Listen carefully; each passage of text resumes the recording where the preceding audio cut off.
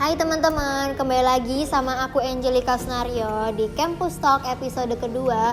Nah, buat teman-teman yang belum nonton Campus Talk episode 1, lebih baik kalian nonton dulu biar tahu apa sih itu Campus Talk, biar nggak usah lah aku jelasin lagi di sini. Jadi teman-teman nonton dulu Campus Talk episode 1, itu juga narasumber yang cakep banget tuh pokoknya. Kalau kalian nonton pasti kalian bakal oh gini ya. Nah, kalian nonton dulu itu Campus Talk episode pertama. Jadi hari ini di episode kedua ini dengan tampilan aku yang baru tapi latarnya masih sama. Aku bakal bawa dua narasumber baru, yaitu masih di HI 2016 sama di HI 2017. Kali ini ada ceweknya nih. Nah, penasaran gak sih kalian siapa aja narasumbernya? Tetap ikutin terus Campus Talk episode kedua ini ya. Nah teman-teman, hari ini di sampingku aku udah menghadirkan narasumber terbaru di hari ini, di episode kedua ini. Namanya Kak Syukron dari HI 2016. Nah, sok atuh Kak, boleh perkenalan diri. Oke, halo semuanya. Namaku Syukron, aku alumni HI UPN angkatan 2016. Aku baru aja lulus tahun ini bulan Februari lalu. Udah. Gitu aja? Oke. Aku mau nanya ini ke Kak Syukron. Seperti sama pertanyaan di episode sebelumnya, aku mau nanya, Kak Syukron ini kesibukannya apa sih Kak sekarang ini? Oke, selama pandemi ini ya, setelah lulus juga, mungkin kesibukanku sebenarnya aku sekarang udah dapat pekerjaan sejak bulan Agustus, itu di salah satu organisasi internasional yang berbasis di Jakarta. Hampir 5 bulan setelah aku lulus, aku baru dapat pekerjaan atau kesibukan ini sih sampai sekarang masih. Oh, kalau boleh aku tahu ini Kak Syukron ini lulus di bulan apa? Aku ujian di bulan Februari. Tapi di ijazahku aku lulus pada tanggal 13 Maret 2020. Oh, cepet juga ya Kak, maksudnya cepet juga. Kalau aku boleh tahu lagi nih, Kak Syukron ini kerjanya di mana? Aku kerja di salah satu organisasi internasional, namanya AIPA Sekretariat. Kalau teman-teman belum tahu, kepanjangannya yaitu ASEAN Interparliamentary Assembly. Itu berbasis di Jakarta. Itu sebenarnya nggak terafiliasi sih sama ASEAN, cuman karena isinya itu kumpulan parlemen-parlemen di negara-negara ASEAN. Jadi dinamakan ASEAN Interparliamentary. Di situ aku bekerja di kantor sekretariatnya, jadi yang mengurus kerjasama antara parlemen-parlemennya tersebut. Kebetulan aku di bidang informasi, komunikasi, dan teknologi kayak gitu. Aku jadi yang ngurusin publikasi sosial media dan juga yang mengkomunikasikan kerjasama antar instansi gitu sih. Tapi karena ini lagi pandemi seperti ini, berarti Kak Syukron ini WFH ya? Iya, kebetulan juga karena WFH jadi bisa sempetin nih ketemu Angel. Dan juga sebenarnya aku statusku sih masih pegawai ini ya sementara ya, jadi masih internship istilahnya. Tapi nanti setelah 3 bulan, nanti bulan depan setelah asesmen nanti bisa ada tawaran untuk di hire atau tidak. Nanti tergantung dengan kontrak kerjanya bagaimana. Semoga lanjut ya kontraknya teman-teman, kita doakan saja. Nah langsung aja aku mau nanya nih ke Kak Syukron. Yang aku dengar ini Kak Syukron ini diajukan sebagai Mapres, ya nggak sih Kak? Iya. Nah aku mau nanya nih Kak, Mapres itu kan mahasiswa berprestasi nih. Nah bisa dijelasin nggak Kak, mahasiswa berprestasi itu seperti apa, kayak kegiatannya apa, gimana gitu? Sebenarnya mahasiswa berprestasi di UPN sendiri ya, sejauh yang aku tahu mahasiswa berprestasi di UPN ini ada 2 kali penghargaan, 2 jenis penghargaan. Yang pertama itu biasanya di pertengahan tahun, itu Mapres yang memang untuk diajukan ke nasional, untuk lomba nasional kayak gitu. Nah, kebetulan aku adalah Mapres yang jenis kedua, yaitu Mapres yang diberikan penghargaannya kepada mahasiswa itu dalam rangka Disnatalis UPN. Jadi aku ikut yang itu. Jadi untuk kegiatan sih sebenarnya nggak ada ya, cuman karena mahasiswa berprestasi ini diberikan untuk cuman dikasih penghargaan gitu aja sih atas kegiatan-kegiatan sama prestasi selama kuliah itu aja sih. Gitu. Nah karena Kak Syukron ini mahasiswa berprestasi, pasti nggak jauh-jauh tuh sama namanya beasiswa. Kak Syukron pasti dapat dong beasiswa. Beasiswa apa sih Kak? Selama aku kuliah, puji syukur aku dapat kesempatan buat ngerasain 2 kali beasiswa. Yang pertama itu beasiswa dari Jarum Foundation, yang kedua beasiswa dari Bank Indonesia. Itu sih. Oh gitu. Boleh nggak Kak ceritain gimana sih rasanya waktu Kak Syukron ini dapat beasiswa itu? Terserah deh, mau yang Jarum boleh, mau yang BI juga boleh. Oke.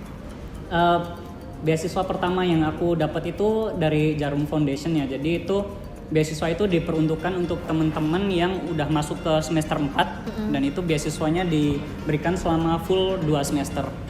Kayak gitu. Untuk nominalnya untuk sekarang yang paling baru ini 1 juta, tapi waktu aku 750 sekian. Nah itu cerita tentang apa ya? Awalnya atau gimana? Ya, bagaimana cara ngedapetnya, apa gimana gitu?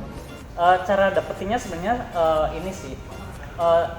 Sejak aku SMA sebenarnya aku udah tahu tentang beasiswa ini, tentang kegiatan-kegiatannya dan juga program-program yang diberikan gitu. Jadi Jarum ini kebetulan nggak cuman di dalam beasiswanya nggak cuman ngasih monthly allowance, tapi juga kegiatan-kegiatan pelatihan yang profesional gitu loh, yang bisa menunjang skill-skill setelah nanti lulus bisa digunain gitu. Jadi semenjak aku SMA aku udah tahu program beasiswa ini dan aku udah punya goals waktu kuliah, aku pengen dapetin beasiswa ini gitu. Jadi selama kuliah aku udah persiapin apa aja persyaratan-persyaratan yang dibutuhin buat masuk ke beasiswa ini, kayak IPK yang bagus, juga kegiatan-kegiatan, lomba organisasi dan sebagaimana itu halnya organisasi di dalam dan di luar kampus. Itu aja sih sebenarnya persiapannya. Yang penting tanggung jawab dengan apa yang dilakuin waktu kuliah aja sih buat persyaratannya. Oke, tadi kan Kak Syukron ini nyebutin kalau ada pelatihan-pelatihannya. Nah, boleh nggak dijelasin pelatihan-pelatihannya itu apa aja? Oke, dari pelatihan-pelatihan Jarum ini sebenarnya ada 3 pelatihan wajib yang harus diikuti, karena kalau nggak ikut satu aja beasiswanya di-cut ya. Jadi yang pertama itu ada yang namanya character building.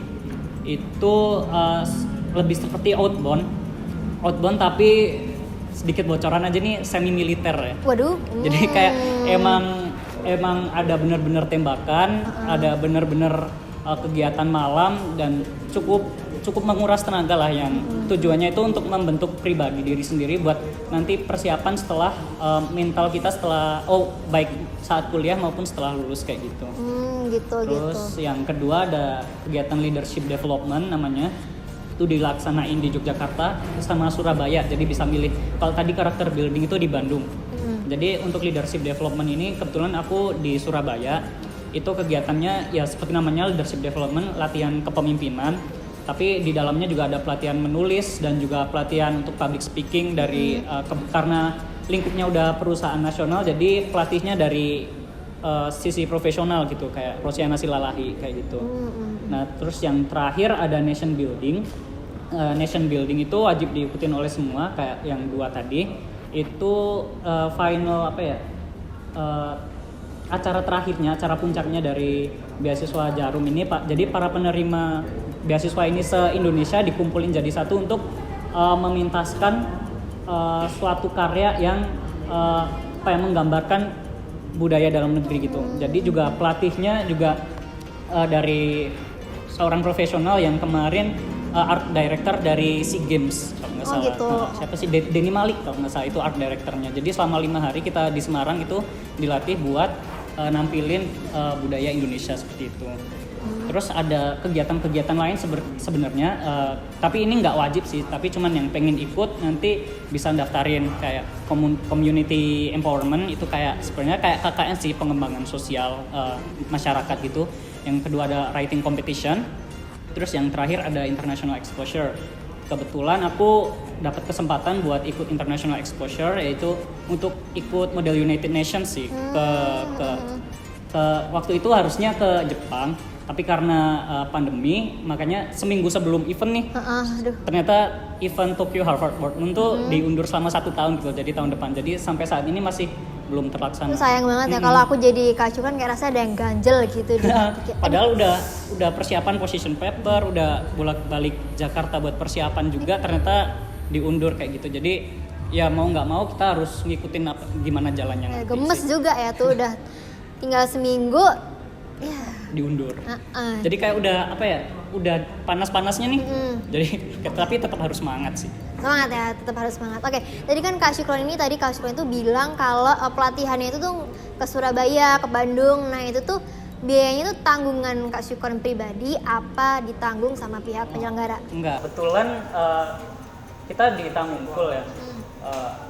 Seluruh keperluannya, transportasi, makan, dan juga penginapan juga alhamdulillah ditanggung, karena kalau enggak kan enggak semuanya mungkin bisa mengikuti hal itu, sedangkan kalau kita nggak ikut juga di-cut gitu loh beasiswanya. Jadi emang di-provide full ini akomodasi.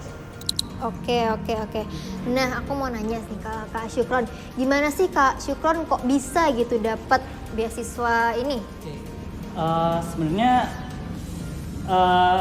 aku bisa bilang beruntung juga bisa bilangnya, tapi di lain sisi aku juga berusaha untuk ngedapetin itu loh, ngedapetin beasiswa, karena tadi aku juga udah bilang sejak SMA aku udah tahu tentang beasiswa ini, terus apa aja yang persiapin aku udah siapin dari semester 1, nanti semester 4 aku apply gitu loh. Jadi yang perlu dipersiapin yaitu tanggung jawab atas kegiatan yang sekarang, baik aku nggak bilang teman-teman harus aktif organisasi, harus aktif lomba, enggak, karena kegiatan itu bisa teman-teman peroleh dari mungkin bekerja juga, itu salah satu persyaratannya. Jadi aku nggak bilang yang kuliah rapat bisa lebih direkomendasikan daripada yang kuliah pulang selama teman-teman keduanya punya tanggung jawab masing-masing gitu loh. Jadi nggak cuman kuliah pulang bener-bener pulang tidur, enggak, tapi pulang itu ada sesuatu hal yang dilakukan, bekerja atau membantu orang tua, itu juga termasuk salah satu yang jadi pertimbangan buat dapat beasiswa kayak gitu sih. Tuh, jadi teman-teman udah denger kan kalau dari Kak Syukron ini boleh kupu-kupu, tapi kalau pulang itu tetap ada kegiatan hal yang bagaimana sih? Ada tanggung jawab dan ada kegiatan yang dilakukan, nggak kayak cuma tidur lah atau bengong lah atau gimana, karena ya tapi gimana lagi ya, diri kalian juga tanggung jawab diri kalian sendiri gitu.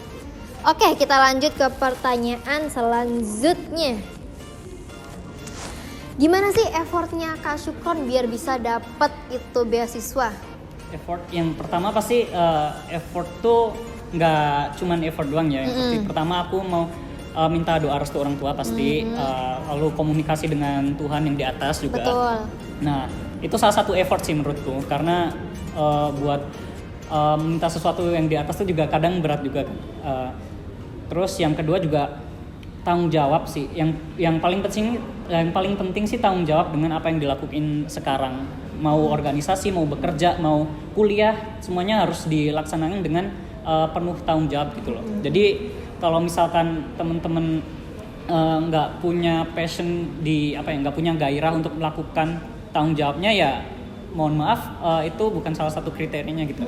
Apapun kegiatannya itu pasti berguna gitu loh, untuk baik mau apply beasiswa ataupun nanti setelah teman-teman lulus kayak gitu.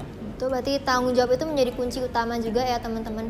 Jadi bisa dilihat nih Kak Syukron nih orangnya penuh tanggung jawab gitu, nggak bakal gitu meninggalkan tanpa alasan, itu enggak. Nah, kita lanjut lagi nih Kak Syukron, apa sih benefitnya dapat beasiswa? Ngomong tentang beasiswa ini kan pasti yang pertama di pikiran orang-orang mungkin ya pasti uang ya, pasti itu udah pasti banget nomor satu ya. Tapi di sisi lain aku nggak cuman pengen beasiswa yang ngasih allowance doang gitu loh. Jadi di dalam kegiatan beasiswanya aku punya suatu hal yang aku ambil, yaitu tadi pelatihan itu ningkatin skill aku gitu. Yang pastinya di luar keilmuan HI gitu loh, karena dari 500 orang penerima beasiswa di Indonesia ini nggak semuanya HI. Jadi secara general dikasih skill-skill yang memang nantinya dibutuhin buat masuk dunia kerja maupun waktu kuliah juga, kayak critical writing, lalu juga public speaking, negotiation dan segala macamnya kayak gitu. Nah itu sih utamanya benefit yang aku dapat, serta juga networking. 500 orang mahasiswa se-Indonesia juga kita punya koneksi gitu, itu salah satu benefitnya. Jadi ya mungkin yang aku sayangin ya, waktu aku apply beasiswa ini aku ajak nih beberapa teman juga, tapi sayang banget teman-teman nih kurang ada keinginan gitu loh untuk apply, kayak malas nyiapin berkas dan segala macamnya itu. Aku saran buat teman-teman yang masih capable buat apply beasiswa ataupun pekerjaan lain, jangan malas gitu loh, buat ya mungkin sedikit repot ya, tapi itu worth to try gitu. Itu sih. Karena hasilnya bakal ya nggak bisa dibayar gitu. Oh, ini aku mau nanya nih. Tadi kan Kak Syukron ini kan bilang kalau ada pelatihan-pelatihan yang bakal berguna setelah lulus. Nah kalau sorry Kak Syukron ini kan udah lulus nih, udah kerja juga. Ada nggak sih pelatihan itu yang kerasa manfaatnya setelah Kak Syukron lulus? Ada banget. Apa tuh? Salah satunya leadership ya. Leadership pasti dalam dunia kerja maupun teman-teman pasti meniti karir kan dari bawah. Teman-teman masih jadi staff tapi sisi leadership tuh tetap harus dipunyai gitu loh. Salah satunya sisi leadership kan tanggung jawab. Itu salah satunya yang paling berguna. Lalu juga skill-skill lain di luar keilmuan HI kayak critical writing, public speaking juga. Karena itu nggak spesifik ke HI lah. Nah ini aku juga mau cerita nih dikit ya. Boleh tuh. Jadi teman-teman sebenarnya skill-skill tersebut nggak cuma bisa didapat dari beasiswa karena organisasi lalu teman-teman bekerja itu bakalan ningkatin skill teman-teman, iya nggak sih? Bener. Nah di sini aku bilang kayak gitu karena ini karena dalam rangka teman-teman anak HI ya. Di anak HI pernah nggak sih teman-teman dengar kalau skop pekerjaan anak HI itu luas, bisa kerja di mana aja? Bener pernah dengar. Nah itu tuh menurutku sendiri itu sebenarnya kayak bumerang gitu loh bagi teman-teman anak HI karena terlena wah teman-teman HI bisa bekerja di mana aja jadi santai lah kita apply di mana aja bisa. Justru itu menurutku jadi bumerang karena kita nggak punya skill yang spesifik untuk diajuin. Sebagai contoh ya anak-anak HI bisa bekerja di bidang ekonomi, di bidang hukum, di bidang politik bisa. Tapi ketika di administrasi dulu aja deh, teman-teman kalau nggak punya skill-skill tambahan itu bakal kalah gitu loh sama teman-teman yang punya keilmuan khusus. Kayak misalkan dari teman-teman jurusan ilmu ekonomi bakal lebih disukain ketika teman-teman HI apply di bidang ekonomi. Begitu juga dengan hukum, begitu juga dengan politik dan sebagainya macamnya yang emang HI bisa masuk ke situ tapi emang nggak spesifik ke situ. Nah tugas kita sekarang teman-teman mahasiswa adalah karena emang kampus tidak terlalu mengarahkan gitu kan ya, menurutku sih nggak terlalu mengarahkan untuk spesifik ke apa. Jadi teman-teman sendiri yang harus tanggung jawab dengan teman-teman sendiri untuk meningkatkan skill tersebut kayak ya videografi kayak gini, pembuatan video, lalu juga desain grafis, lalu critical writing, menulis itu salah satu yang menunjang juga. Itu yang bisa menjadi jurus lah menurutku, jurus ketika kita masuk dunia kerja nanti gitu loh. Tuh jadi teman-teman yang masih bingung, gimana nih aku punya skill apa, dalamin diri kalian, cari gitu deh skill yang kalian punya tuh apa, terus dalamin. Kayak misalkan aku suka nih bahasa, kalian bisa dalamin, belajar bahasa lain kayak bahasa apa kayak gitu, public speaking atau pokoknya skill-skill gitu kalian dalamin aja karena skill ini juga berguna banget gitu buat kalian cari kerja gitu. Ya nggak Kak? Betul banget. Apalagi bahasa itu juga penting. Ini aku mau nanya nih Kak. Menurut Kakak ini beasiswa itu penting nggak sih Kak kayak buat dimasukin ke CV? Oh, penting. Waduh, bener Kak. Penting. Jadi beasiswa kan ketika kita melamar pekerjaan ataupun nantinya teman-teman kalau ada niatan buat S2, ya salah satu yang diperlukan CV. Salah satu yang menunjang adalah pengalaman kamu ketika kuliah. Salah satunya adalah beasiswa. Beasiswa ini kan pasti kan perusahaan atau instansi melihat beasiswa ini kan pasti ada seleksinya kan, ada kriteria khusus untuk mendapatkan beasiswa ini. Itu salah satu yang menunjang gitu loh buat dilihat gitu loh di CV. Tapi tentu bukan cuman beasiswa aja, tentu keaktifan teman-teman, lalu juga teman-teman berorganisasi, pengalaman bekerja itu juga penting. Jadi penting tapi bukan yang bukan satu-satunya gitu loh beasiswa. Bisa ditambahin dengan yang lainnya kayak gitu. Tuh penting banget tuh teman-teman. Jadi buat teman-teman yang masih ragu-ragu, aduh aku mau apply nggak ya? Aduh aku males nih nyiapin berkas dan lala-lilinya. Udah kalian apply aja dulu. Itu terserah nanti mau lolos atau enggaknya itu belakangan. Yang penting kalian punya keberanian, punya tanggung jawab. Itu kenapa kalian mau apply itu beasiswa atau mau ikutin organisasi-organisasi, yang penting tanggung jawab, rasa tanggung jawab kalian. Oke. Aku mau nanya lagi nih Kak Syukron. Kalau menurut Kak Syukron enakan kerja apa kuliah? Enakan sebenarnya karena kalau menurutku pribadi ya enakan kuliah. Waduh, kenapa tuh Kak? Kuliah menurutku tanggung jawab terbesar sama diri sendiri. Nilai, kegiatan, tanggung jawab yang tahu diri sendiri. Kita masuk kelas, dengerin, kita punya ilmu yang didapat, tanggung jawab kita di tugas. Tapi kalau bekerja udah urusannya sama orang-orang di atas kita, direktur, manajer dan segala macamnya. Jadi tanggung jawabnya lebih ini loh, lebih berat juga. Menurutku enakan kuliah karena kita nggak punya tanggungan yang harus ngedapetin penghasilan dan segala macam sih, enggak. Ini dalam konteks kuliah ya, bukan kuliah sambil bekerja tapi kuliah doang gitu sih. Menurutku lebih, kalau aku ditawarin sekarang S2 pun juga masih mau gitu loh. Tapi ya masih berusaha juga gitu. Tuh kalian-kalian yang sedang mencari pria bertanggung jawab, bisa tuh Kak Syukron, kelihatan kan tuh Kak Syukron kayak itu tanggung jawab. Berarti Kak Syukron ini orangnya sangat bertanggung jawab. Iya, Oke. semoga lah. Amin gitu. Amin. Oke teman-teman, karena tadi Kak Syukron udah jelasin nih gimana sih beasiswanya, apa nih lala-lili. Buat kalian yang masih kepo tentang bahasa beasiswa yang Kak Syukron dapat, kalian bisa langsung follow Instagramnya Kak Syukron, lalu bisa DM, follow dulu ya sebelum DM biar banyakin followers gitu. Betul. Itu kalian bisa langsung tanya-tanya ke Kak Syukron, ataupun kalian bisa langsung searching di internet beasiswa lala-lili itu pasti banyak banget infonya, atau tanya-tanya ke teman atau tanya-tanya ke kampus kalau kampusnya ada info, tanya-tanya aja. Dan tadi itu di highlight ya, kalau kalian mau apply beasiswa itu jangan ragu-ragu, apply dulu. Nanti tahu aja tuh kayak Kak Syukron gitu kan. Gitu. Jadi Oke. Jangan mau dong. Itu beneran ya? Oh, beneran. Soalnya nggak ada. Oh, kecuali ada Kak, kalau pelatihan mungkin ya. Iya, Kalau pelatihan. maksudnya gitu. Iya, kayak gitu. Kalau ikut MUN, beberapa kali ikut MUN dari aku mulai menggeluti MUN itu tahun 2018 karena 2017 masih baru tuh, masih ya baru perkenalan kayak samar-samar apa itu MUN